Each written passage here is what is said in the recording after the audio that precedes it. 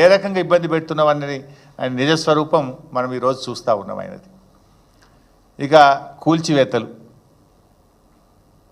కూల్చివేతల విషయంలో కూడా ఉద్యోగస్తులు 200 గజాలు 400 గజాలు అలా కట్టుకుంటే జేసీబీలు పెద్ద పెద్ద మిషన్లు తీసుకెళ్ళి పాపం నేలమట్టం చేసిండు. క్రిమినల్ వేస్ట్, ఇసుక, సిమెంటు, మిగతాయి ఒకవేళ ఇర్రెగ్యులారిటీ జరిగినా రెగ్యులరైజ్ చేయడానికి చట్టంలో నిబంధన ఉంది. వాళ్ళేం దోపిడీ చేయలే, లేకపోతే వాళ్ళేం దేశద్రోహం చేయలే.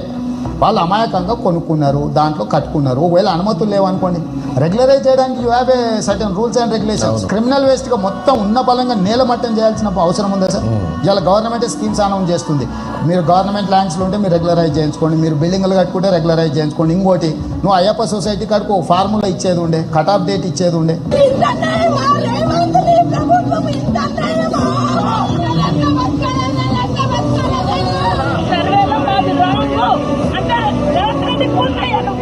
నిలబెట్టడం చాలా కష్టం.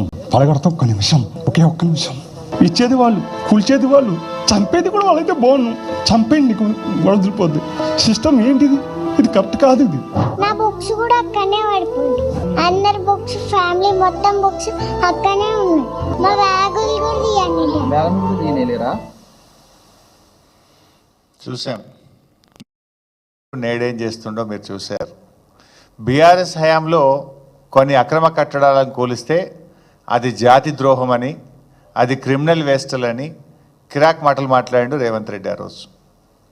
ఇవాళ అధికారంలోకి వచ్చిన తర్వాత ఇష్టం వచ్చినట్టుగా పేదల ఇండ్లను ఏ రకంగా కూలుస్తున్నాడో మీరు చూశారు.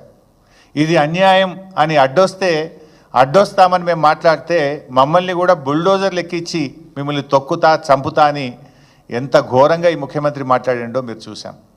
ఇవాళ హైదరాబాద్లో ఎక్కడ చూసినా రేవంత్ రెడ్డి విధ్వంసాలు, శిథిలాలే కనబడతాయి. ఈయన ఏడాది పాలనలో కూల్చిన ఇండ్లే ఎక్కువ, కట్టిన ఇల్లు అయితే ఒక్కటి లేదు. ఏడాది రేవంత్ రెడ్డి పాలనలో కట్టిన ఇల్లు ఒక్కటి లేదు. ఎక్కడ పోయినా కూల్చిన శిథిలాలు మాత్రం కనబడతాయి. పాప మా పసిపాప నా పుస్తకాలు తెచ్చుకుంటా, మా నాన్న కొనిచ్చిన వాటర్ బాటిల్ తెచ్చుకుంటా అంటే కూడా సమయం ఇవ్వకుండా కూల్చినావు కదా. Is it not criminal waste mister Revanth Reddy? ఇది క్రిమినల్ వేస్ట్ కాదా? ఆ పిల్ల అమ్మాయి విద్యా సంవత్సరాన్ని కూడా ఆగం చేసినావు. మానవత్వం లేకుండా వాటర్ బాటిల్ని కూడా తెచ్చుకోకుండా కూల్చినవే. మరి ఆ రోజు నువ్వేం మాట్లాడినావు? ఇవాళ నువ్వు చేస్తున్నదేందో ఒక్కసారి ఆత్మవిమర్శ చేసుకో. ఇక పోలీస్ ప్రవచనాలు కూడా చూడాలి. ఈయన పోలీసుల గురించి మాట్లాడిన ప్రవచనాలు కూడా ఒకసారి చూద్దాం. Video please.